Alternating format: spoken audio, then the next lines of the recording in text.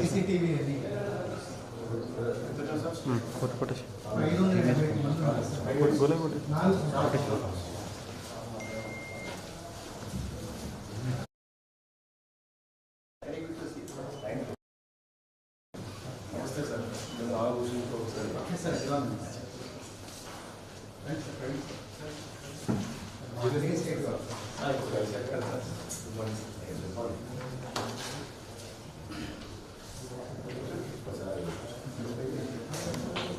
అయితే మిగతా అందరినీ కూడా ఇక్కడికే రమ్మని ఒకసారి అంటే రీసెర్చ్ చేసిన వాళ్ళు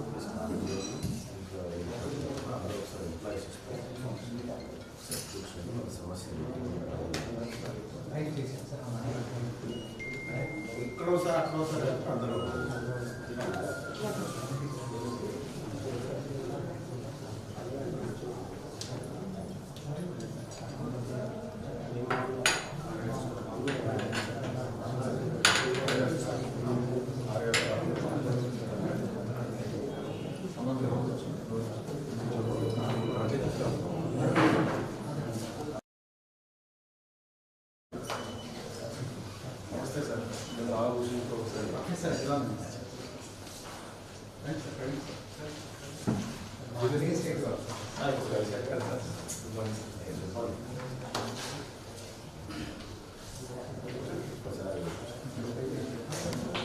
అయితే మిగతా అందరినీ కూడా ఇక్కడికే రమ్మని ఒకసారి అంటే రీసెర్చ్ చేసిన వాళ్ళు ఒకసారి ఎంప్లాయీస్ సమస్య ఇక్కడో సార్ అక్కడో సార్ అందరూ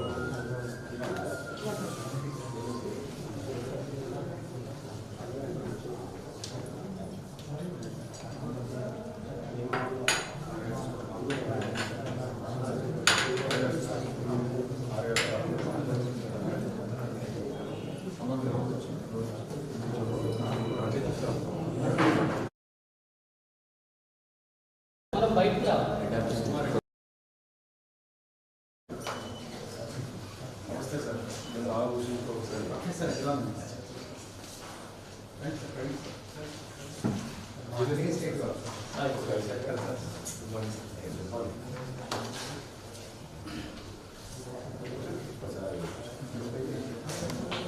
అయితే మిగతా అందరినీ కూడా ఇక్కడికే రమ్మని ఒకసారి అంటే రీసెర్చ్ చేసిన వాళ్ళు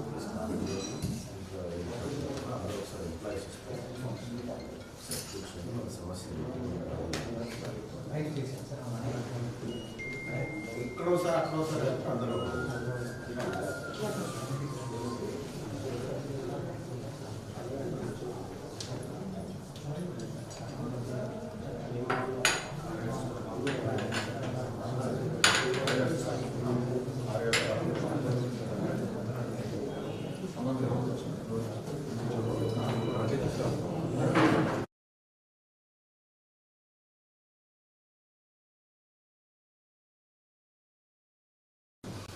Professor, the Augustin Professor. Professor,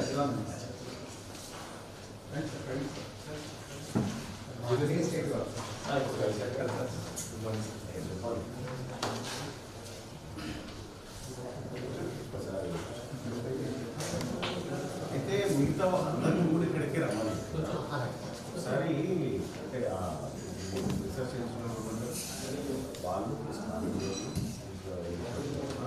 employees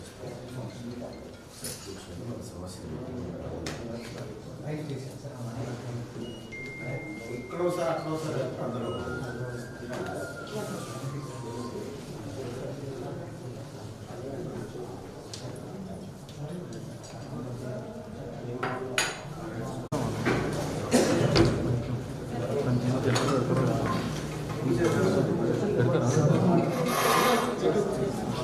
సభకు వందనాలు. ఈరోజు ముఖ్యంగా మన వ్యవసాయ కళాశాల వరంగల్ మరియు వ్యవసాయ వరంగల్కి మన విజిట్ చేయడానికి వచ్చేసిన గౌరవనీయులైన ఎమ్మెల్సీ గారు శ్రీ మల్లన్న సారు ముఖ్య అతిథిగా ఈరోజు మన ఈ కళాశాలకు విజిట్ చేయడం జరిగింది. ఒకసారి గట్టిగా చప్పట్లతో వెల్కమ్ సార్. మన వ్యవసాయ విశ్వవిద్యాలయం అలాగే వ్యవసాయ పరిశోధన స్థానం వరంగల్ వ్యవసాయ కళాశాల వరంగల్ తరఫున వారికి స్వాగతం తెలియజేస్తున్నాను సార్. అలాగే మన వ్యవసాయ పరిశోధన స్థానం సహ పరిశోధన సంచాలకులు డాక్టర్ ఉమారెడ్డి సార్ ఉన్నారు, వారికి కూడా ఒకసారి స్వాగతం తెలియజేస్తున్నాను. అలాగే ఇక్కడ మన వ్యవసాయ కళాశాల professors, associate professors, assistant professors అందరూ ఉన్నారు. మరియు సార్తో పాటు వచ్చేసిన ఇతర ప్రజాప్రతినిధులకు వారందరికీ కూడా మరి ఒకసారి గట్టిగా చప్పట్లతో స్వాగతం తెలియజేస్తున్నాను. అలాగే ఇక్కడికి వచ్చేసిన మీడియా సోదరులందరికీ కూడా మా వ్యవసాయ కళాశాల వరంగల్ తరఫున మరియు వ్యవసాయ పరిశోధన స్థానం వరంగల్ తరఫున స్వాగతం. అయితే గౌరవ ఎంపీఎస్సీ సార్ వారు ఈరోజు రావడం నిజంగా మాకు చాలా సంతోషం సార్. ఎందుకంటే ఎప్పుడు నేను వచ్చినప్పుడు నేను 3 నెలలు అయింది వచ్చి, సో ఎప్పుడు రాలేదు, ఎవరు చూడలేదు నేను. సో మొదటిసారి సార్ వచ్చేసి మనల్ని అడ్రస్ చేయడానికి ముఖ్యంగా ఏంటంటే సార్ ఇంతకుముందు ఒక ఎజెండా పాయింట్ చెప్పారు. వ్యవసాయ పరిశోధనలో ఏం జరుగుతుంది, అలాగే వ్యవసాయ కళాశాలలో ఎలాంటి అభివృద్ధి జరుగుతుంది, సో వాటి మీద సమస్యలు ముఖ్యంగా ప్రజాప్రతినిధులు ఏంటంటే వాళ్ళు ఎప్పుడు ప్రజల సమస్యల మీద పోరాడతారు. సో అలాంటి వాళ్ళలో అగ్రగణ్యుడు మన మల్లన్న సార్. సో కాబట్టి గ్రాడ్యుయేట్ ఎమ్మెల్సీగా వారు ఒక బాధ్యతగా అనుకొని ఇక్కడికి వచ్చేసి మన ఇక్కడ ఉన్న ముఖ్యంగా ఆర్ఏఆర్ఎస్ అండ్ మన అగ్రికల్చర్ కాలేజ్ స్టాఫ్ అందరితో కూడా సమావేశం ముందుకు వచ్చారు. సో ఎజెండా పాయింట్ ఏంటంటే ఏమైనా మనకు సమస్యలు ఎలాంటి ఇది ఉంటే మాట్లాడాలి, తెలుసుకోవాలనేది సార్ ఉద్దేశము. సో ఇది ఇంతటితో నేను ముగిస్తున్నాను. సో ఇప్పుడు మన గౌరవ ఎమ్మెల్సీ గారిని మాట్లాడవలసిందిగా కోరుతున్నాను.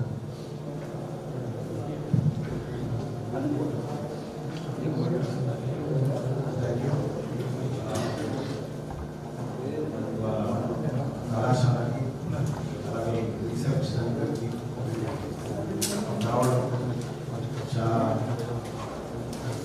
ఆనందాన్ని చెందుతాం. మరి ముఖ్యంగా వీరిరువురు కూడా ఈ కళాశాలకు ఒక కుడికం ఎడమ కళ్ళ పనిచేస్తూ ఈ కళాశాలని ప్రగతి పదంలో ముందుకు గౌరవ జేడి గారికి, ఉమారెడ్డి గారికి, అలాగే మా నాయక్ సాబ్కి అందరికీ కూడా ధన్యవాదాలు తెలియజేసుకుంటూ, సో నేను పట్టభద్రుల స్థానం నుంచి ఎమ్మెల్సీ కొద్దిగా సౌండ్ బంద్ చేయా, అక్కడ క్లోజ్ చేయాలి కొద్దిసేపు. పట్టభద్రుల ఎమ్మెల్సీగా గెలిచిన తర్వాత మీరందరూ కూడా పట్టభద్రులు ప్లస్ ఈ ప్రభుత్వంలో అంతర్భాగమైనటువంటి వ్యవస్థలో మనం అందరం ఉన్నాం కాబట్టి నేను చాలా కళాశాలలకు వెళ్తూ ఉంటాను, యూనివర్సిటీలకు వెళ్తూ ఉంటాను. కొద్దిసేపటి క్రితమే ఆర్ట్స్ కాలేజీకి కూడా వెళ్ళి రావడం జరిగింది. అసలు ఈ దేశంలో ఉన్నటువంటి వ్యవసాయ రంగ సమస్యలన్నిటికీ పరిష్కార మార్గాలు కనుగొనడంలో మీరు మొదటి వరుసలో ఉంటారు. సో సమస్యలకు పరిష్కారాలు కనుగొనేటువంటి మీరు ఏమైనా సమస్యలు ఎదుర్కొంటున్నారా, ఇది తెలుసుకోవాలనుకున్నాను నేను. సో ఇక్కడ మీ అధికారులు ఉన్నారనో ఇంకోటనో కాకుండా మనం ఫ్రీగా మీరు నిజంగా ఫేస్ చేస్తున్నటువంటి సమస్యలు ఏమైనా ఉంటే నేను మీ ప్రతినిధిగా ప్రభుత్వం లేదా నా స్థాయిలో పరిష్కారం కోసం ప్రయత్నం చేయడం కోసం నేను ఇక్కడికి రావడం జరిగింది. సో మీరు ఎట్లా అంటే అట్లా ఓపెన్గా చెప్పేయండి. నేను సమస్యలు అనేటివి పరిష్కరించుకుంటేనే పోతాయి. మాలాంటి ప్రజాప్రతినిధులు తెలుసుకోవడం వల్ల కూడా కొంత అవగాహన వస్తుంది. వాటిపైన మేము ఎట్లా స్పందించాలి, ప్రభుత్వంతో ఎట్లా మాట్లాడాలి అనేది కూడా మాకు కూడా కొంత అవగాహన వస్తుంది. కాబట్టి మీరు మీకున్నటువంటి చిన్న చిన్న సమస్యలైనా, లేదంటే సర్వీస్ సమస్యలైనా, ప్రమోషన్ల అంశమైనా, లేదు అనంటే ఇక్కడ ఉన్నటువంటి ఫెసిలిటీస్ కానీ, ఈ అన్ని అంశాల పట్ల మీరు స్పందించండి. రెండవది ఏంటంటే ఏ రాజకీయ నాయకుడు, ఏ ఎమ్మెల్యే, ఎమ్మెల్సీ వచ్చి ఇట్లా కూర్చొని మిమ్మల్ని మీ సమస్యలు ఏంటి అని అడగరు. ఫస్ట్ ఆఫ్ ఆల్ ఒకసారి నేను వచ్చి అడుగుతున్నానంటే నాకు మీకు ఏదైనా చేయాలనేటువంటి ఒక ఆలోచన ఉంటేనే వచ్చిన. రెండోది వ్యవసాయ రంగం పైన నేను ఇంతకుముందుకే చెప్పిన 2023లో తెలంగాణ రాష్ట్రం నుంచి 10 ఉమ్మడి జిల్లాలకు ఒక 10 ఏసీ బస్సులు పంపించి రైతాంగాన్ని అందరినీ ఆ ఏసీ బస్సులలో ఎక్కించి ఛత్తీస్గఢ్ రాయ్పూర్కి తీసుకెళ్ళిన. రాయ్పూర్లో ఉన్నటువంటి అగ్రికల్చర్ యూనివర్సిటీకి తీసుకెళ్ళి అక్కడ ఆ పరిశోధనలు ఏం జరుగుతూ ఉన్నాయని చెప్పి ఈ రైతాంగానికి 2 గంటల క్లాస్ చెప్పించిన. అక్కడ చెప్పించి తీసుకురావడం జరిగింది. మీకు అది యూట్యూబ్లో ఉంటుంది, మీరు చూడొచ్చు. అంటే ఇటీవల కాలంలో నా దృష్టికి 2-3 అంశాలు వచ్చినప్పుడు నేను ఈ కాలేజీకి రావాలనుకొని అప్పుడు అనుకున్నా. ఒకటి ఏంటంటే ఇటీవల కాలంలో రైతులు చాలామంది నాకు ఫోన్ చేసి మేము పలానా విత్తనాలు వేసినాం, మోసపోయినాం, కానీ అతడు పరిహారం ఇవ్వకుండా తప్పించుకుంటున్నాడు, మాకు న్యాయం చేయాలనేటువంటి ఇటీవల కాలంలో వచ్చినాయి. సో అట్లా నాలో కొంత క్యూరియాసిటీ పెరిగి అసలు ఈ ప్రైవేట్ సీడ్ కంపెనీలు ఎవరివి, ఏం చేస్తున్నాయని చెప్పి నేను దాంట్లోకి దిగిన. కావేరీ సీడ్స్ కానీ, నూజివీడు కానీ, లేకపోతే ఇట్లా చాలా సీడ్స్ కంపెనీలు ఉన్నాయి కదా, దాంట్లోకి నేను వెళ్ళి అసలు ఆ కంపెనీల వ్యాపారం ఎలా ఉంది, దాని టర్నోవర్లు ఎలా ఉన్నాయని చూస్తే చాలా కంపెనీలు లాభాలలో కనిపించినాయి. సో ఈ కంపెనీలు ఎందుకు లాభాలలో ఉన్నాయి, మరి మన వ్యవస్థ ఎట్లా ఉంది, మన ప్రభుత్వ వ్యవస్థ, ఈ ప్రభుత్వ వ్యవస్థలో పనిచేసేటువంటి అద్భుతమైనటువంటి స్టాఫ్ ఉన్నారు, రీసెర్చ్ చేసేటువంటి ప్రొఫెసర్లు ఉన్నారు, మేధావులు ఉన్నారు, వాళ్ళ కాడ ఎవరూ లేరు, వాళ్ళు టాప్లో ఉన్నారు. మన కాడ ఇంత శక్తి ఉండి మనం ఏ స్థాయిలో ఉన్నామో తెలుసుకోవాలనేది ఇంకొక ఇంటెన్షన్. సో ఈ అంశాలను నేను మీ ద్వారా తెలుసుకొని అవగాహన కల్పించుకోవడం కోసం వచ్చిన. సేమ్ టైం మీకు ఉన్నటువంటి సమస్యలకు నేను బాధ్యత వహించడానికి వచ్చిన. Okay right. ఇంకా మీరు సరే ఏమైనా ఉంటే మీరు మాట్లాడవచ్చు.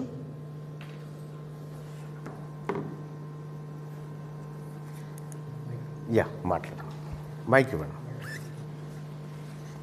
చెప్పండి, ఎమ్మెల్సీ గారి ద్వారా ప్రభుత్వ దృష్టి తీసుకుని ఎట్లా పరిష్కరించాలో అవి చెప్పండి.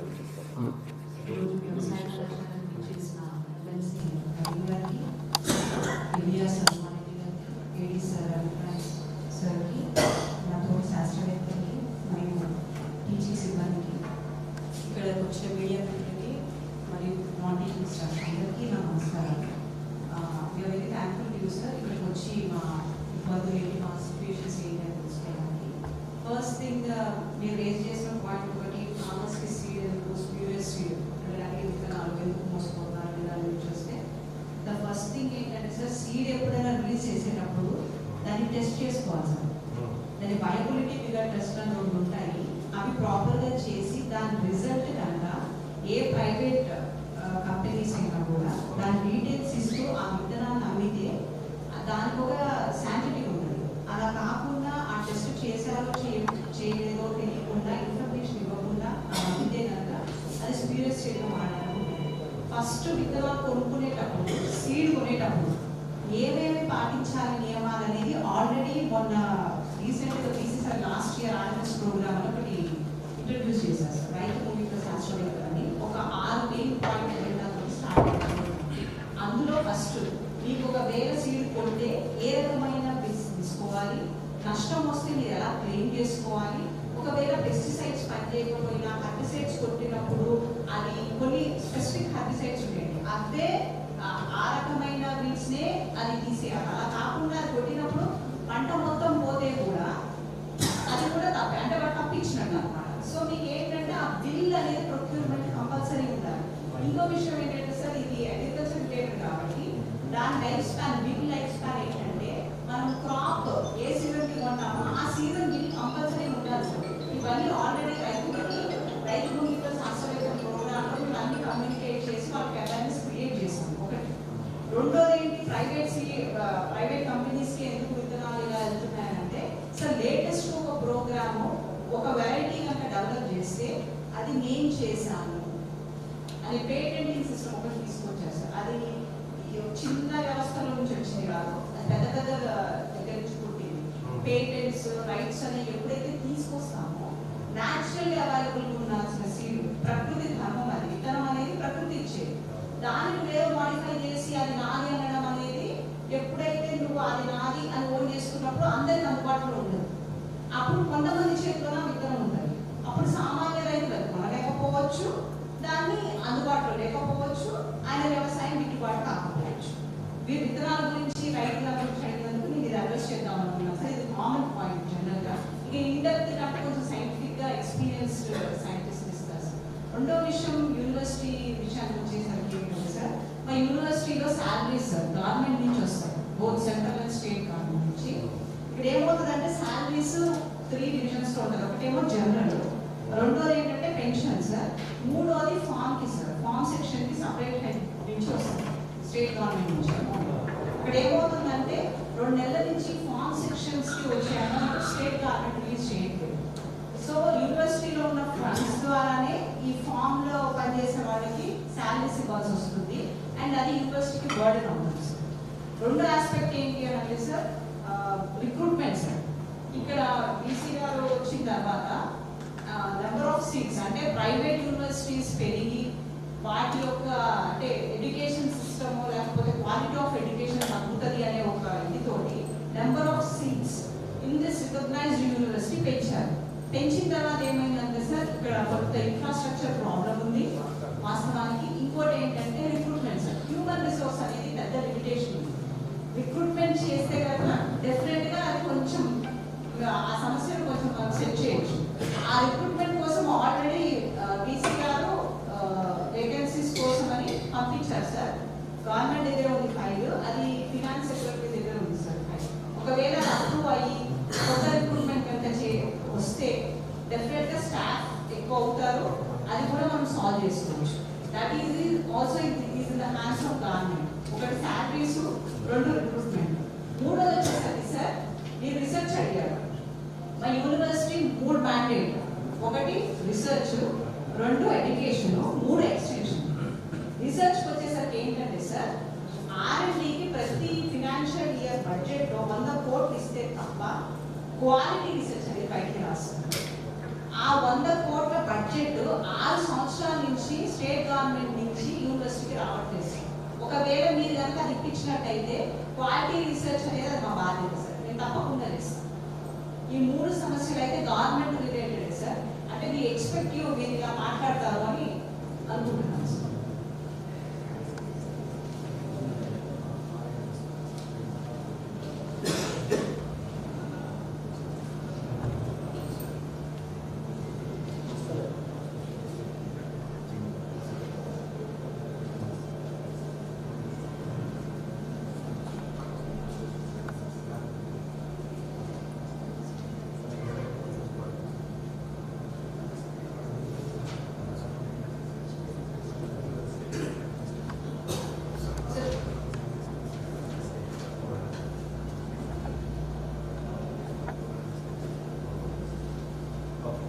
సార్ ఇంకొక పాయింట్, గర్ల్స్ స్ట్రెంత్ చాలా ఇంక్రీజ్ అవుతుంది సార్ కాలేజెస్లో చదువుకునే విద్యార్థుల సంఖ్య.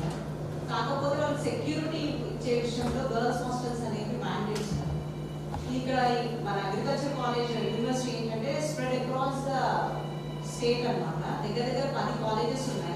10 కాలేజెస్లో కొంచెం గర్ల్స్ హాస్టల్ ఫెసిలిటీస్ ఇంప్రూవ్ చేయడానికి బడ్జెట్ అలొకేషన్ జరిగితే కనుక మనం అమ్మాయిలకు సెక్యూరిటీ ఇవ్వగలుగుతాం.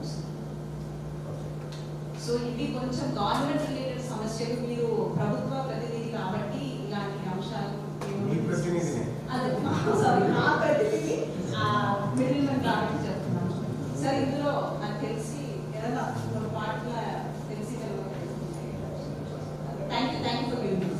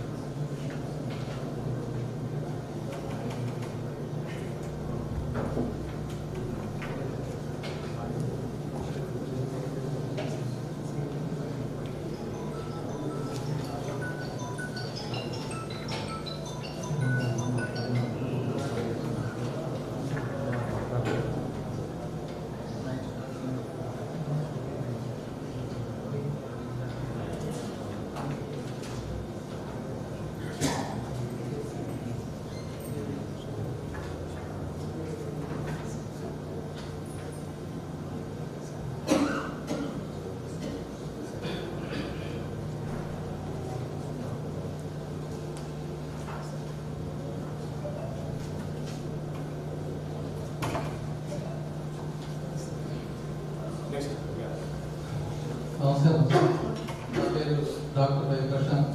నేను ఇక్కడే ప్రాంతీయ వ్యవసాయ పరిశోధనలో శాస్త్రవేత్తగా పనిచేస్తున్నాను సార్. సో మాకు ముఖ్యంగా సార్ ఒక 2 పెద్ద సమస్యలు ఉన్నాయి సార్. బోధన సిబ్బంది కానీ బోధన సిబ్బంది కానీ యూనివర్సిటీలో ముఖ్యంగా సార్ యూనివర్సిటీలో పనిచేసే ఆఫీసర్స్ కానీ అందరూ మధ్యతరగతి బిలో మధ్యతరగతి ఎక్కువ మంది ఉన్నారు సార్. మేము చాలా కాలంగా డెత్ కార్డ్స్ గురించి అడుగుతున్నాం సార్. ఇది మా వైస్ ఛాన్సలర్ గారు కూడా అడుగుతానన్నారు ప్రభుత్వాన్ని. ఇదొకటి మీ దృష్టిలోకి తీసుకురావాలనుకుంటున్నాం సార్.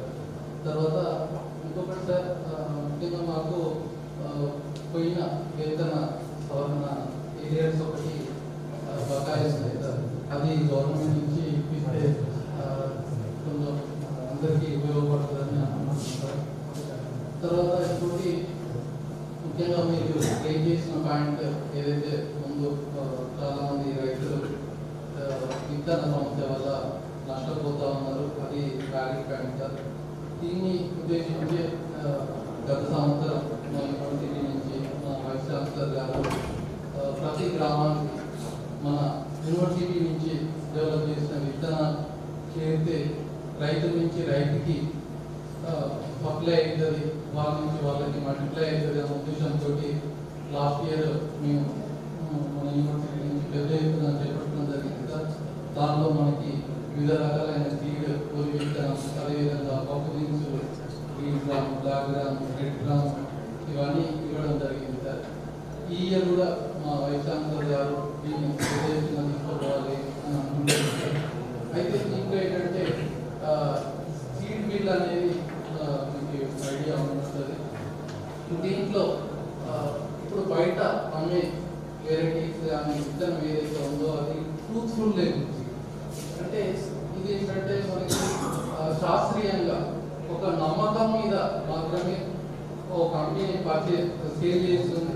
అదేవిధంగా కొనాలనుకున్న రైతు నమ్మకంతో కొనాలనుకుంటున్నారు. It is not certified. అయితే ఇప్పుడు రాబోయే విత్తన బిల్లులో మనకి ఏంటంటే ప్రతి వెరైటీ, ప్రతి విత్తనం ఏదైతే మార్కెట్లో అమ్మదలుచుకున్నామో అది ఖచ్చితంగా రిజిస్టర్డ్ చేయాలి అన్న ఉద్దేశంతో ప్రవేశపెట్టబడుతుంది సార్. అది మంచి ఉద్దేశం అని అనుకుంటున్నాం. ఇట్లాంటివి ఇంకా మన స్టేట్ గవర్నమెంట్ నుంచి కూడా ఏదైనా ప్రపోజ్ చేస్తే బాగుంటుందని అనుకుంటున్నాం సార్. అదేవిధంగా మా ప్రాంతీయ వ్యవసాయ పరిశ్రమ కళాశాలలో రోడ్స్ ఒకటి ఉంటే బాగుంటుంది అని అనుకుంటున్నాం సార్. రోడ్స్ అనేవి ఇంటర్నల్ రోడ్స్ సరిగ్గా లేవు సార్. మీరు కూడా చూస్తుంటారు, వస్తుంటారు.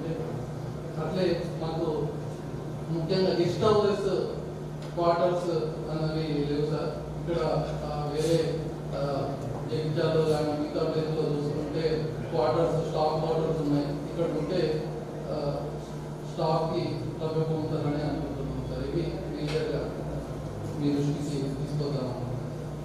Thank you.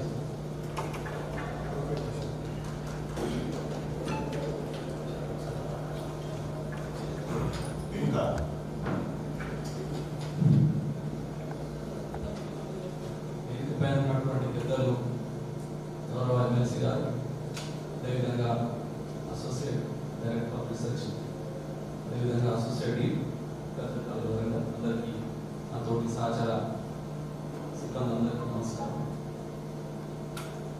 ఒక చిన్న విషయం అన్న, ఈ గత 3 నెలల క్రితం గౌరవ వైస్ ఛాన్సలర్ గారు తెలంగాణ రైతు విజ్ఞాన కేంద్రాలు, యాక్చువల్గా గతంలో DAATT centres, district agricultural advisory transfer of technology, ఏర్వాక కేంద్రాలను ఏర్వాక కేంద్రాలు అంటే ఏంటంటే ఏదైతే ల్యాబ్ టు ల్యాండ్ ప్రోగ్రామ్, ఏదైతే వ్యవసాయ పరిశోధన స్థానాలలో పరిశోధన చేసినటువంటి రిజల్ట్ ఏదైతుందో ఒక ఎక్స్టెన్షన్ వీక్ ద్వారా రైతులకు చేరవేయాలనేది వాటి యొక్క మ్యాండేట్ గతం.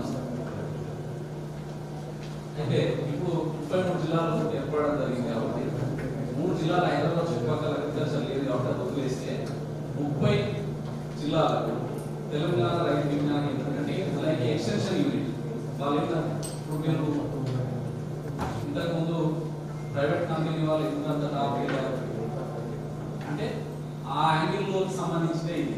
దీని యొక్క మ్యాండేట్ ఏంటంటే ఒక 50 ఎకరాల ల్యాండ్ ఉంటే కనుక ఆ 50 ఎకరాల ల్యాండ్ ఆ జిల్లాకు సంబంధించినటువంటి ఏదైతే ప్రాముఖ్యమైనటువంటి వెరైటీస్ రకాలు ఉంటాయో వాటిని ఈ కేంద్రంలో ఉత్పత్తి చేసి దానికి సంబంధించిన టెక్నాలజీని రైతులకు చేరవేయడం, అదేవిధంగా రైతులకు కావాల్సినటువంటి విత్తనాలను అందించడానికి సౌలభ్యమైనటువంటి మార్గం ద్వారా రైతులకు మరింత చేరువ కావడం అనేది ఈ తెలంగాణ రైతు విజ్ఞాన కేంద్రాల యొక్క ముఖ్య ఉద్దేశం, mandate.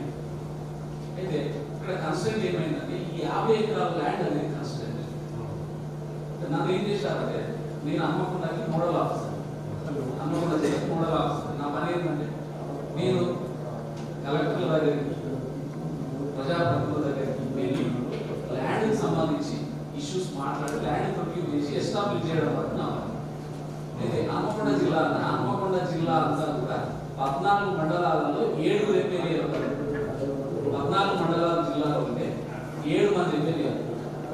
Narayana sir, KR Nagaraju, Revuru Prakash Reddy, వాడి కౌశిక్ రెడ్డి, పోతే షాంపేట్ కొండ సురేఖ, షాంపేట్ సార్ 7 ఎమ్మెల్యేలు. ఏ ఎమ్మెల్యే దగ్గర తిరిగినా కూడా ఇంత జాగలేదన్న.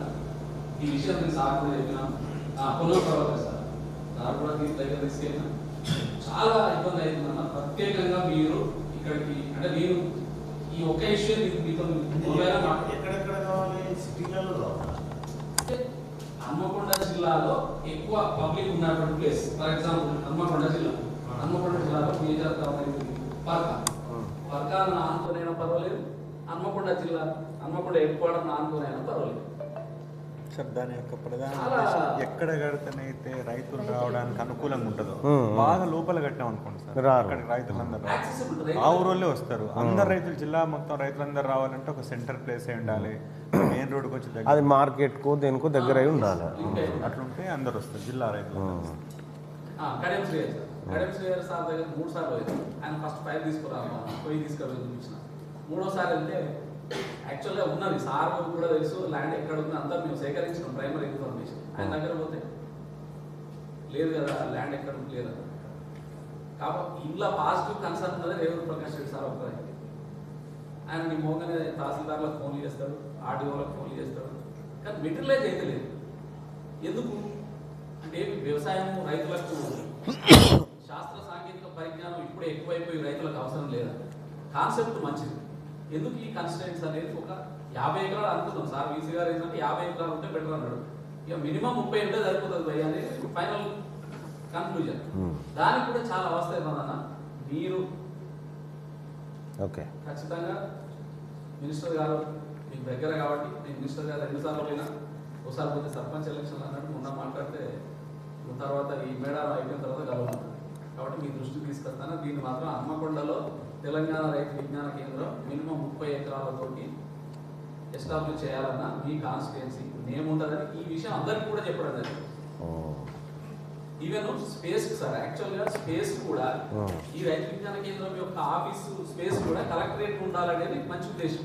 ఎందుకంటే కలెక్టరేట్ అందరు రైతులు వస్తున్నారు కాబట్టి. కానీ కలెక్టర్కు 3-4 సార్లు లెటర్ పెడితే ఇన్ రిటర్న్ ఇచ్చేసింది. No space is available at district headquarter office అని ఇచ్చేసి చాలా ఇబ్బంది అవుతుంది. నేను మీ ద్వారా ఓకే ప్రయత్నం చేస్తున్నాను. Thank you. సో ఇది ఓకే, బాగానే ఉంది. ఇప్పుడు రైతు వేదికలని కట్టుకున్నాం మనం. రైతు వేదికలని రాష్ట్ర వ్యాప్తంగా ఉన్నట్టున్నాయి, ప్రతి విలేజ్లో ఉంది ఒకటి క్లస్టర్కి ఒకటే.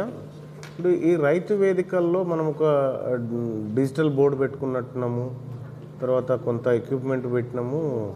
ఇప్పుడు వీడియో కాన్ఫరెన్స్ అదేమన్నా ఉపయోగపడుతుందా రైతాంగానికి? అంటే ఎవ్రీ ట్యూస్డే ఆ సీజన్లో ఆ వారానికి సంబంధించిన ఇన్ఫర్మేషన్ రైతులకు ఏదైతే ఇంపార్టెంట్ దానికి సంబంధించిన వీడియోస్ కానీ స్పీకర్స్ కానీ దాని ద్వారా టెలికాస్ట్ అవుతుంది. టెలికాస్ట్ అవుతుంది ఓకే, దూరదర్శన్ ఛానల్ వచ్చినా ఒకటి రాకున్నా ఒకటే, కానీ వినేటోడు ఉండాలి. అది కొద్దిగా కన్స్టెంటే ఉంది. తక్కువ మంది ఎక్కువ రైతులు అయితే ప్రతి రైతు వేదికలో 20-30 మంది కన్నా ఎక్కువ ఎప్పుడు వస్తలేరు. ఇక కంటిన్యూస్ ప్రోగ్రామ్ ఎవ్రీ ట్యూస్డే వాళ్ళు వచ్చిన రకమే కంటిన్యూషన్ చేస్తారు. చాలా మంది రైతులు గ్రామాల కానీ మనం అన్ని కోట్లు పెట్టి కట్టుకొని మనం అప్పుడు ఆ రోజు ఏది నాకు తెలిసి 2021 అక్టోబర్ 30 జనగామ జిల్లా కొడకండ్ల దగ్గర ప్రారంభించారు అనుకుంటున్నాను. ఓకే, అక్కడ ప్రారంభించినటువంటి ఇది ఇంకా దాని ద్వారా ఏం వ్యవసాయం వేయాలి, ఏం పంటలు వేయాలి, మార్కెట్ ఎట్లా చేసుకోవాలి, ఇవన్నీ చేయాలనేటువంటిది అప్పుడు గవర్నమెంట్ చెప్పిండే. సో ఆచరణకు వచ్చేసరికి ఇప్పుడు నేను చాలా రైతు వేదికలు అక్కడక్కడ చూసినా అవి వైన్స్ పర్మిట్ రూముల్లాగా మారిపోయినాయి చాలా చోట్ల. మరి దాని మీద ఖర్చు పెట్టిరు, అది అటే బాయ్. కొన్ని రైతాంగానికి ఉపయోగపడుతుందా అంటే అది లేదు. నేను మొన్న ఒకసారి సలహా ఇచ్చిన, ఇంత పెద్దది కట్టుకున్నాం ఎట్లాగో దీన్ని మినీ ఫంక్షన్ హాల్ చేసి కనీసం ఆ గ్రామంలో ఫంక్షన్స్ కన్నా ఇవ్వండి. లేకపోతే అది ఎవడు వాడకపోతే దానికి 3 నెలలకు ఒకసారన్నా ఊడ్చుడు తూడ్చుడు ఖర్చు దండగ కదా. మినీ ఫంక్షన్ హాల్కి ఇస్తే ఈ మధ్యకాలంలో బర్త్డేలు లేకపోతే చిన్న చిన్న ఫంక్షన్లు మంచిగా ఉపయోగపడుతుంది కదా, అది ఇవ్వండి అని చెప్పి అట్లా చేస్తే మరి ఇప్పుడు మనమేమో పర్పస్ ఒకటి పెట్టుకున్నాం, జరుగుతుందేమో ఒకటి. సో ఇది ఇప్పుడు మీరు చెప్పినటువంటిది చేస్తే ఇది అట్లనే అవుతుందా? ఇప్పుడు మీరు చెప్పినటువంటి 30 ఎకరాలు అట్లా ఏముండదు. ఇదేంటంటే రెండు అన్నమాట. ప్రొడక్షన్ ఉత్పత్తి చేయడం, రైతులకి ఏది అవసరమో ఆ పంట మీద మేలైనటువంటి వంగడాలను ఉత్పత్తి చేయడం, రీసెర్చ్ కాదు. రీసెర్చ్ లో ఏదైతే బెటర్ వెరైటీస్ కానీ బెటర్ టెక్నాలజీ ఏదైతే ఉంటుందో అది రైతులకు బాగా యూజ్ అవుతుందని అనుకుంటే దాన్ని అక్కడ ప్రొడక్షన్ చేసి రైతులకు సులభమైన మార్గాల ద్వారా అందించడం దీని యొక్క ఉద్దేశం. రైతు వేదికలకు ఎక్స్టెన్షన్ పోతుంటది. ప్రొడక్షన్ కమ్ ఎక్స్టెన్షన్ రెండు ఉంటాయి. దీనికి ఒక సిస్టమ్ ఉంటుంది, సూపర్విజన్ ఉంటుంది. డైరెక్ట్ యూనివర్సిటీ కింద పనిచేసేటువంటి ఏ వ్యవస్థ అయినా కూడా రైతు వేదికల లాగా ఉండదు. మీరు ఎక్కడైనా మీరు మాట్లాడుతున్నప్పుడు చెప్పిన నాకు ఇట్లా ఉంటుంది సిస్టమ్. కాకపోతే ఇట్లా మా యూనివర్సిటీ కింద పనిచేసి ఏ విభాగమైనా రైతు వేదిక కంపేరబుల్ కాదు. అది ఒక కంప్లీట్ ఎక్స్టెన్షన్ సిస్టమ్. గవర్నమెంట్ కింద పనిచేసేది, గవర్నమెంట్ ఆఫ్ తెలంగాణ కింద అగ్రికల్చర్ డిపార్ట్మెంట్ డైరెక్టర్ కింద పనిచేసే సిస్టమ్ అది. ఓకే, కాబట్టి ఈ విషయంలో మీరు మంత్రి గారితో ఈ రోజే మాట్లాడి నా దగ్గరకు వచ్చిందని చెప్పి సాల్వ్ చేయాలన్న నా యొక్క విన్నపం. Thank you. ఇంకా మీకు చాలా చిన్న సమస్యలే ఉన్నాయి, పెద్దగా ఏం లేవు. చాలా చిన్న చిన్న సమస్యలు ఉన్నాయి. ఫ్యాకల్టీ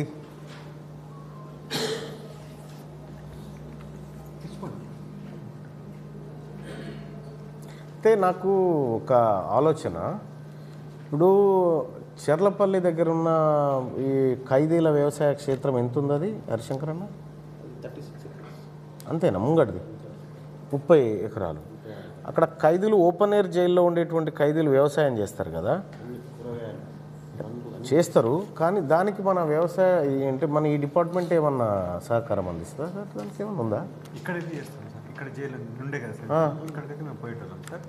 వాళ్ళు మాకు లెటర్ పెడుతుండే, మేము వెళ్ళి మానిటర్ చేస్తున్నాం సార్. అంటే అక్కడ మనకి ఎట్లా ఉందో ఖైదీలకు కూరగాయలన్నీ అల్ల నుంచి. అదే ఖైదీలకు ఇక్కడైతే మన వరంగల్ జైలు ఉండే కదా, ఇప్పుడు హాస్పిటల్ కడుతున్నారు, అక్కడ మేము వెళ్ళేటోళ్ళం. సరే, మీరు ఒక రిప్రజెంటేషన్ లాంటిది ఇవ్వండి మాకు. ఏది ఈ ల్యాండ్ విషయంలో ఒక ల్యాండ్ కావాలనేది మీరు ఇవ్వండి, నేను నా వంతు ప్రయత్నం చేస్తాను. ఓకే. రెండోది ఇంకెవరు తీసుకోండి, మాట్లాడండి. మీరు మాట్లాడితేనే నాకేమన్నా తెలుస్తుంది, లేకపోతే నాకేం తెలియదు. మీ పేరు చెప్పి ఇంట్రడ్యూస్ చేసుకోండి. గుడ్ మార్నింగ్ సార్, నా పేరు శివకృష్ణ సార్. శివకృష్ణ, అసిస్టెంట్ ప్రొఫెసర్గా డిపార్ట్మెంట్ ఆఫ్ అగ్రికల్చర్ ఎక్స్టెన్షన్లో పనిచేస్తున్నాను సార్. మనోజ్ సార్ గారికి, మా ఏడిఎస్ సార్ గారికి, ఏడిఎస్ సార్ గారికి, నాకు మిగతా పాలు ఆ సమావేశంలో ఉన్న ప్రతి ఒక్కరికి కూడా స్వాగతం, సుస్వాగతం. సార్ ఇంతకుముందు రైతు విజ్ఞాన కేంద్రాలు ఏదైతే ఇంతకుముందు డాట్ సెంటర్స్ ఉన్నాయో అవి, సో దీనికి దానికి అడిషనల్ ఇన్ఫర్మేషన్ యాడ్ చేస్తాను సార్. నేను ఇంతకుముందు పనిచేసిన ప్రాంతం మంచిర్యాల సార్, దాని పక్కనే ఆశీర్వాద్ కుమ్రంభీం ఆశీర్వాద్ జిల్లా ఉంది సార్. అయితే రైతులతో మాట్లాడుతున్నప్పుడు పరిశోధనా కేంద్రాలు దూరంగా ఉండడం వల్ల నాణ్యమైన విత్తనం అందడం అనేది ఇబ్బంది అవుతుంది సార్ రైతులకు. ఎందుకంటే గిరిజన ప్రాంతాలు ఉన్నాయి, వెనుకబడిన ప్రాంతాలలో ఈ విత్తనం, నాణ్యమైన విత్తనము అందించడం అనేది కొద్దిగా ఇబ్బందికరంగా, ఏదైతే స్పూరియస్ సీడ్ అంటున్నామో నాణ్యమైన విత్తనం లేని రావడము చాలా ఈజీ అయిపోయి, సో ఇది మాకు దగ్గరలో ఏదైనా పరిశోధన కేంద్రం ఉంటే, అందించే విత్తనం ఉంటే బాగుంటుంది అని. సో ఆ విధంగానే మా గౌరవ వైస్ ఛాన్సలర్ సార్ ప్రతి జిల్లాలో ఒక కేంద్రం ఏర్పాటు చేయాలనేది ఒకటి తీసుకురావడం జరిగింది సార్. ఈ విధంగా కూడా రైతులకు చేరువయ్యే అవకాశం ఎక్కువగా ఉంటుంది సార్. రెండోది ఏంటంటే సార్, మేము మాకు సరెండర్ లీవ్స్ మరి వేదికలో మీకు చెప్పండి. ఇది సర్వవేదిక. ఇది సరెండర్ లీవ్స్ అనేవి మాకు లేవు సార్, కొద్దిగా దాని మీద కూడా దృష్టి పెడతారని అనుకుంటున్నాను సార్. అండ్ ఇంకోటి ఏంటంటే సార్, ఇప్పుడు ఏఈఓస్ డివిజన్ ఎకరేజ్ వైజ్ జరుగుతుంది సార్. ఒక 5,000 ఎకరాలకు ఒక ఏఈఓ అన్నట్టుగా ఒక. సో ఇప్పుడు ఏంటంటే బయట స్టేట్స్కి వెళ్ళొద్దు, నాణ్యమైన విద్య అందుతలేదు. సో ఇక్కడ మన స్టేట్లోనే నాణ్యమైన విద్య, ఎందుకంటే నేను బయట స్టేట్లో చదవచ్చాను కాబట్టి కంపేర్డ్గా బయట స్టేట్లో చూస్తే మనకి చాలా చాలా అద్భుతంగా ఉంటుంది సార్, బోధన కానీ ఏదైనా కూడా, రీసెర్చ్ పరంగా ఏదైనా కూడా. సో దాంతోపాటు ఇప్పుడు మాకు ఈ ఎస్సీ కార్పొరేషన్ నుంచి వచ్చిన విద్యార్థులు కానివ్వండి, బీసీ కార్పొరేషన్ నుంచి విద్యార్థులు గణనీయంగా పెరుగుతున్నారు సార్ మా కాబట్టి. సో దానికి అనుగుణంగా స్టాఫ్ కూడా రేషియోలో పెంచే అవకాశం కూడా మీరు దృష్టి సారిస్తారని, ఎందుకంటే బోధన నాణ్యత పరిమాణాలు తగ్గకుండా, సిబ్బంది మీద ఇబ్బంది కలగకుండా మీరు ఆ విధంగా ఏదైనా చర్యలు తీసుకుంటారని కోరుకుంటున్నాను. ఆ విధంగా ఎందుకంటే ఏదైనా రేషియో పరంగా స్టూడెంట్ టు ఫ్యాకల్టీ రేషియో ఏదైనా చూసి, సో ఇద్దరికి బెనిఫిట్ అయ్యే విధంగా మీరు చూస్తారని కోరుకుంటున్నాను. Thank you sir. ఓకే.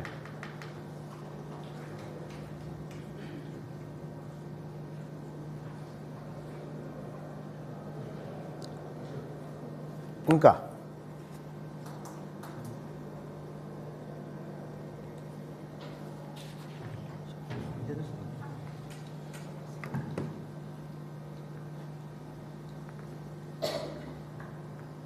వేదిక నాయకులు వచ్చిన పెద్దలందరికీ నమస్కారం.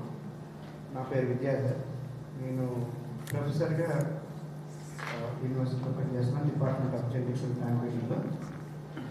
నేను వినిపించుకున్నప్పుడే ఒక మాట ఏంటంటే, సీడ్ యాక్ట్ ప్రకారం seed certification is voluntary and seed labelling is compulsory అనేటువంటిది జరిగింది. కానీ రైతుకి నాణ్యమైన విత్తనం అందాలి అంటే సీడ్ సర్టిఫికేషన్ ఈజ్ కంపల్సరీ అనేటువంటి దాన్ని మనం యాక్ట్లో పెట్టుకోకుండా ఎన్ని చేసినా కానీ మళ్ళీ ఒకసారి రిపీట్ చేయండి. సీడ్ యాక్ట్ ప్రకారం seed certification is voluntary, seed labelling is compulsory. అయితే లేబుల్ మీద వాళ్ళు ఏ కంపెనీ అని కానీ కావాల్సినటువంటి జెర్మినేషన్ ఎంత ఉంది, ప్యూరిటీ ఎంత ఉంది, ఇవన్నీ ఇస్తున్నారు. కానీ సర్టిఫికేషన్ మాత్రం వాళ్ళు ఓన్లీ ఇందాక చెప్పినట్టుగా ట్రూత్ఫుల్లీ లేబుల్డ్ అనేటువంటిది ప్రజల్లోకి వెళ్తున్నారు రైతుల దగ్గర. సో ఇట్లా కాకుండా సీడ్ సర్టిఫికేషన్ అనేటువంటిది కంపల్సరీ అనేటువంటిది మనం చేయగలిగితే, ఇప్పుడు కొత్తగా వచ్చేటువంటి యాక్ట్లో కనుక మనం ఆ వర్డ్ లేదు, వెరైటీ రిజిస్ట్రేషన్ కోసం అడుగుతున్నారు కానీ వెరైటీ రిజిస్ట్రేషన్ ఉండాలి అనేటువంటిది చెప్తున్నారు కానీ సీడ్ సర్టిఫికేషన్ కంపల్సరీ చేయాలనేటువంటిది మాత్రం పొందుపరచట్లేదు. దాన్ని పొందుపరచకుండా ఎలాంటి యాక్ట్స్ చేసినా కానీ రైతుకైతే ఉపయోగపడదు అనేటువంటిది నా అభిప్రాయం. కాబట్టి మీరు రైతుల వైపు నుంచి మీరు మాట్లాడాలి. రైతులకు ఏదైనా సమస్య ఉందంటే మాత్రం మంచి నాణ్యమైనటువంటి విత్తనం అందించడమే మనం రైతుకి చేయాల్సినటువంటి మొట్టమొదటి బెనిఫిట్గా నేను ఫీల్ అవుతున్నాను. కాబట్టి ఈ విషయం మీద మీరు దృష్టి సారించాల్సింది.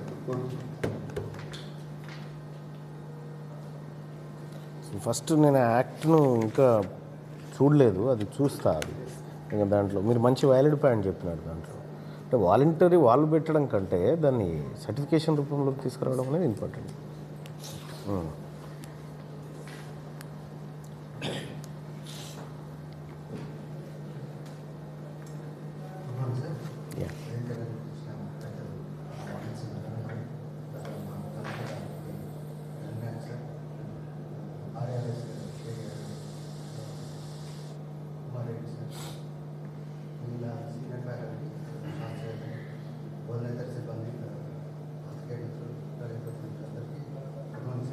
Sir first of all thank you sir. ఎందుకంటే నాకు ఒక ప్రజాప్రతినిధి మా దగ్గరకు వచ్చి మా సమస్యలు వేయడానికి వచ్చిన ఫస్ట్ కేసు నేను చూస్తాను సార్. సార్ మా దగ్గర ఉన్న చిన్న ఇష్యూ రాబోయే కాలంలో పెద్ద ఇష్యూగా ఇక్కడ కళాశాలలో ఆల్మోస్ట్ సుమారుగా 600 పైచలు స్టూడెంట్స్ ఉన్నారు సార్. తర్వాత మీ పేరు?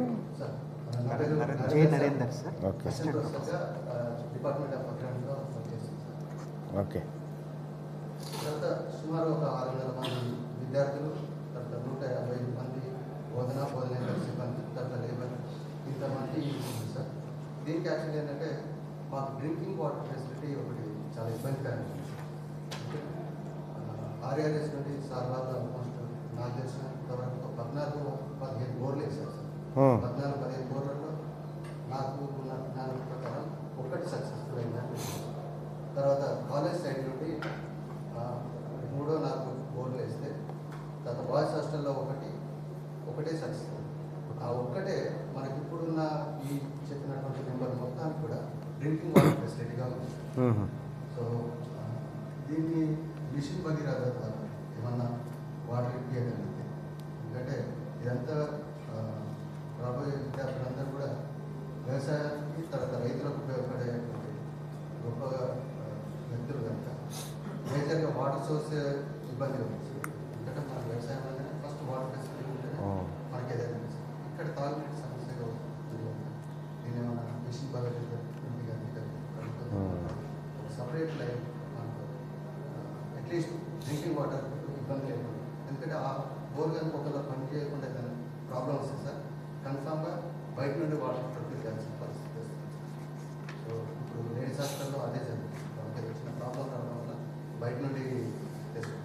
ఆల్మోస్ట్ 800 నుండి 1000 రూపాయల వరకు వాళ్ళు వాటర్ కోసం పెంచిస్తున్నారు. సో ఇట్లా ఒకవేళ అది కూడా బాయ్స్ హాస్టల్ కూడా ఖరాబ్ అయితే ఇంకా మా మీద అదనంగా భారం పడే ఛాన్సెస్. ఓకే. ఇప్పుడు మనది కృష్ణా గోదావరి ఈ 2 నదులు కదా, దాదాపు గోదావరి 79%, కృష్ణా 69% క్యాచ్మెంట్ ఏరియా మనదే. కానీ మన దగ్గర నీళ్ళ కరువు ఇట్లుంది. మీ ఇక్కడికి వరంగల్కి వచ్చేది ఇది Kakatiya canal flood flow, Kakatiya canal. So ఇక్కడ భూగర్భ జలాలు పడిపోయినాయి. ఈ ఒక్క ప్రెమిసెస్లో కొంచెం కష్టమవుతుంది సార్. చుట్టుపక్కల ఉన్నాయి కానీ ఈ పర్టికులర్ పిలిపించాం సార్. రీసెంట్గా సార్ వచ్చినప్పుడు కూడా యూనివర్సిటీకి ఒక రిక్వైర్మెంట్ వస్తుంది సార్, బోర్ పాయింట్. ఓకే. రీసెంట్గా వాళ్ళు గ్రౌండ్ వాటర్ డిపార్ట్మెంట్ నుండి వాళ్ళకు 3 పాయింట్ చెక్ చేస్తే ఒక పాయింట్ ఎక్స్పెక్టెడ్ అనేది ఇచ్చారు సార్. దానికి మేము పూర్తిగా అంటే ఫిజికల్గా మళ్ళీ బోర్ పాయింట్ పోవడానికి పోతే అది సక్సెస్ కావచ్చు, కాకపోవడం కూడా వచ్చు. ఇప్పుడు మనం అంతరిక్ష కేంద్రానికి సంబంధించినటువంటి ఒక రాకెట్ ఎగిరేసేటప్పుడు దాన్ని అటో ఇటో పూజలకు తీసుకుపోతాం కదా. ఇప్పుడు ఆ కట్టె దింపేటోళ్ళను, కొబ్బరికాయ పట్టి చూసేటోళ్ళను ఏదో ఒకటి చేసుకోవాల్సిన పరిస్థితి వచ్చింది. వాస్తవానికి ఏంటంటే ఇది వ్యవసాయ కళాశాల లేకపోతే ఈ రీసెర్చ్ సెంటర్ ఏదైతే ఉందో సఫిషియెంట్ వాటర్ అనేది అవసరం కూడా ఈ పర్టికులర్గా దీనికి ఈ వ్యవసాయానికి సంబంధించి. సో ఇది సీరియస్ ఇష్యూయే మీరు చెప్పింది, ఖచ్చితంగా నేను దాన్ని పరిశీలిస్తున్నాను.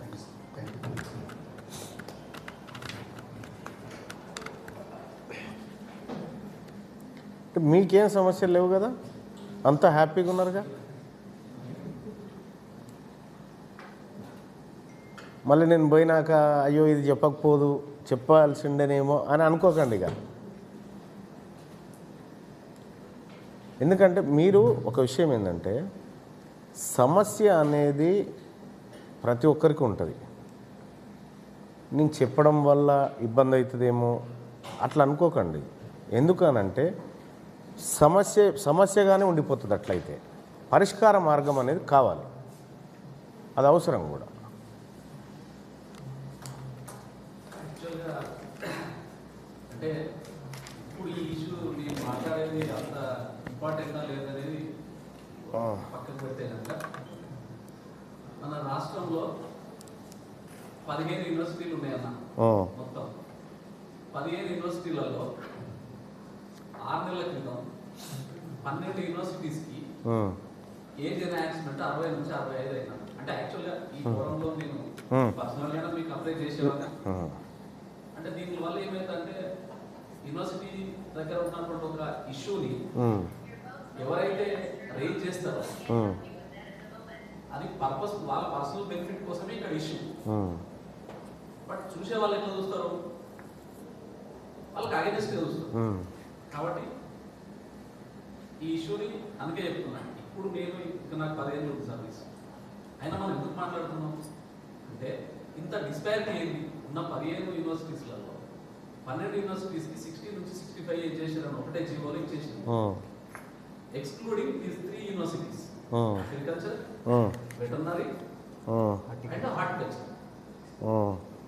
ఈ మూడింటి అంటే యాక్చువల్గా రైతుకు సేవ చేయడంలో అత్యంత ప్రాముఖ్యమైనటువంటి యూనివర్సిటీసే ఇవి. ఈ మూడు ఇక్కడ 60 ఏళ్ళే ఉందా? అవును సార్, మనకు 60. Horticulture, traditional university, veterinary, agriculture. ఈ మూడింటిని వదిలేసి మిగతా 12 యూనివర్సిటీస్కి 60 సంవత్సరాలు ఉన్నటువంటి ఏజ్ని 65 సంవత్సరాలు చేసినారు. దీని ఏదో అనేది ఇప్పటికీ అర్థం అనేది అసలు ఎందుకు కొత్త వంగడాలు రావాలనేమో.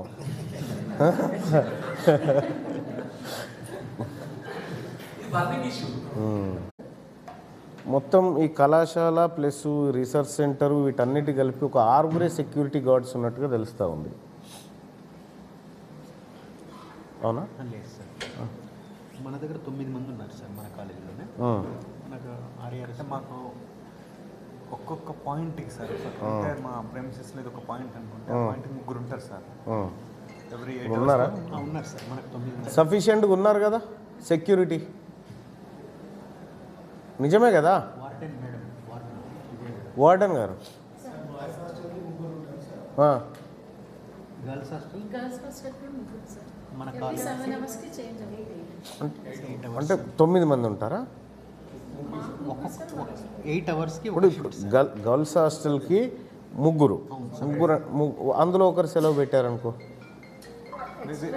వేరే వాళ్ళు చేసుకుంటారు సార్. అంటే వాళ్ళొక్కరు ఎట్లా మొత్తం హాస్టల్కి ఒకే సెక్యూరిటీ గార్డ్ ఎట్లా సంపాదిస్తారు? మా దగ్గర లేబర్ని అవుట్ సోర్సింగ్ ఒక కాంట్రాక్టర్ గా తీసుకుంటాం సార్. బై ఛాన్స్ ఇవాళ లీవ్ పెట్టాడు అనుకోండి, ఇంకొకరిని వాళ్ళు డిప్యూటీ చేస్తారా? ఓకే. సఫిషియెంట్ అయితే ఏం కాదు ఇది. Gate closed sir, compound. ఆడ లేడీ సెక్యూరిటీ గార్డ్సే ఉంటారా?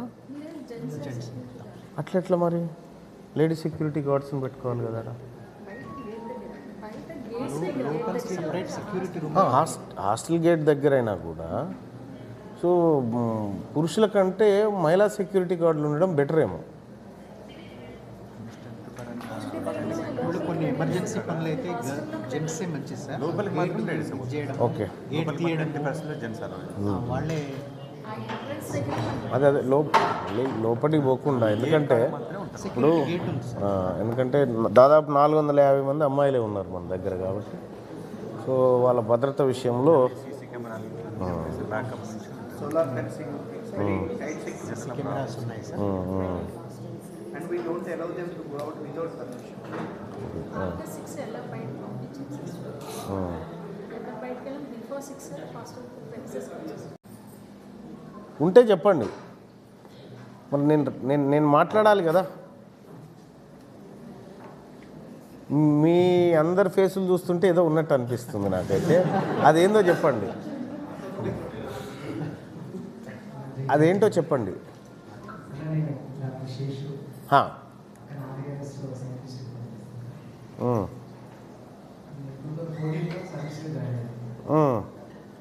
మా యూనివర్సిటీలో ఎంఎస్సీ అగ్రికల్చర్ ఉంటే సరిపోతుంది. అసిస్టెంట్ ప్రొఫెసర్కి అప్లై అవ్వడానికి ఎలిజిబిలిటీ రావాలి. పిహెచ్డి వాళ్ళు కూడా ఎలిజిబిలిటీ వాళ్ళు కొంచెం ఆసక్తి వస్తే ఇస్తారు.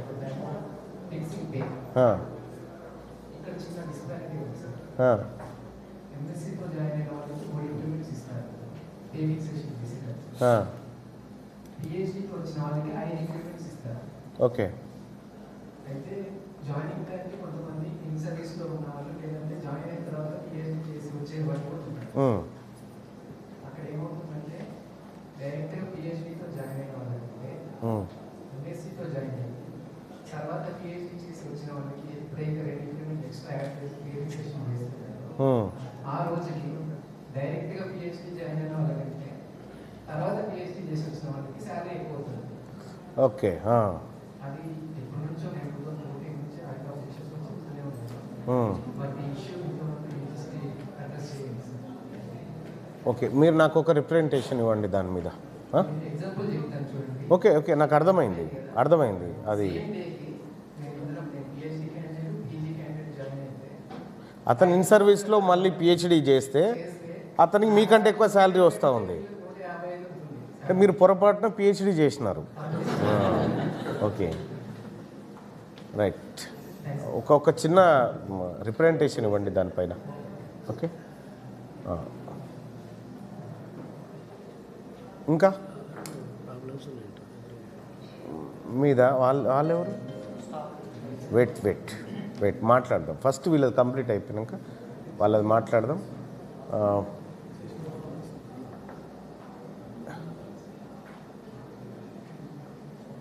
రైట్. మీరిద్దరు మీరు మీ కార్యాలయానికి వెళ్ళండి కొద్దిసేపు.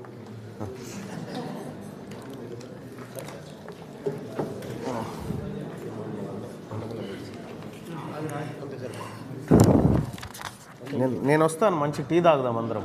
Okay, right.